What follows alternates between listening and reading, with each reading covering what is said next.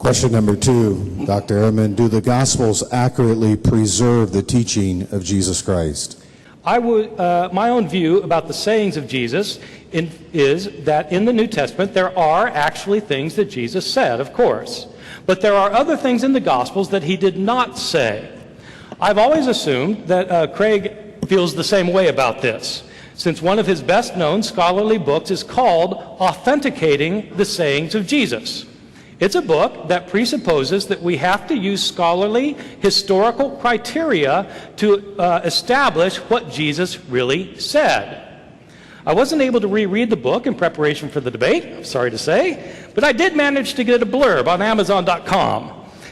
And I assume it's accurate when it says that the purpose of Craig's book is, quote, to clarify the procedures necessary to distinguish tradition that stems from Jesus from tradition and interpretation that stem from later tradents and evangelists, end quote. Now, some of that is highfalutin scholarly language, but there's no ambiguity about what it means. Some of the sayings of Jesus in the New Testament go back to Jesus himself, and some were made up by those who told stories about Jesus, and some were made up by the gospel writers themselves.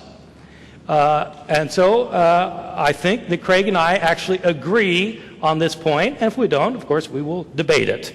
This is very much what I myself believe.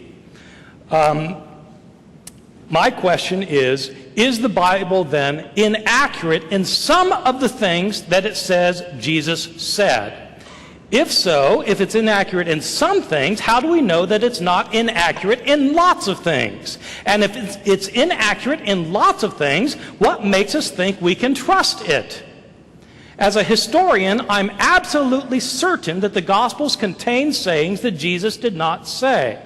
One way to prove that is to point to the discrepancies of his sayings from one gospel to the next, which I could easily do and you can do for yourself. We could, in fact, spend 2 or 3 hours here while I simply list the discrepancies.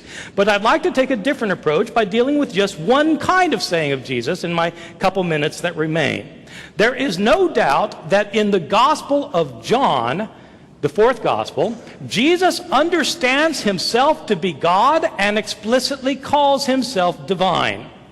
Jesus says, I am the way, the truth, and the life. No one comes to the Father but by me. But he also says, I and the Father are one. Before Abraham was, I am. These are sayings found only in the Gospel of John.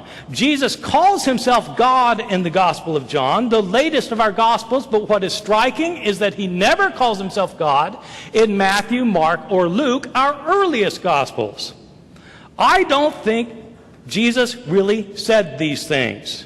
And so far as I know, either does any other critical biblical scholar. I know of hundreds of biblical scholars, but I don't personally know any scholar of the Gospel of John, except for extremely conservative evangelicals or fundamentalists, who think that John accurately records all of the words of Jesus.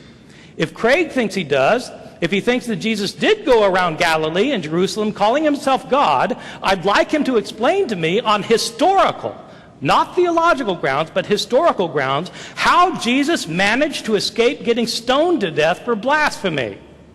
And more important, how it is that Matthew, Mark, and Luke don't record him calling himself God. That seems like a rather important point. Did they just forget to mention that part? And why is it that whenever you read the Gospel of John, it doesn't matter what part of John you read, whether you read the words of John the Baptist, the words of Jesus, or the words of the narrator who's writing the gospel, all three sound exactly alike. How could 3 such different men sound just the same and speak the same theology? It doesn't matter what parts of John you read, it all sounds the same. Why? Because in the Gospel of John, we're not hearing 3 voices, John the Baptist, Jesus, and the narrator. We're hearing one voice, the voice of the author. The author has modified the voices of John the Baptist and Jesus to make them say what he wants them to say. This is not Jesus' voice we're hearing. It's the voice of the Gospel of John, the author. Why does this matter? Because people in our world continue to ask, is Jesus who he said he was? If you read the Gospel of John, you don't learn who Jesus said he was. You learn who John said he was.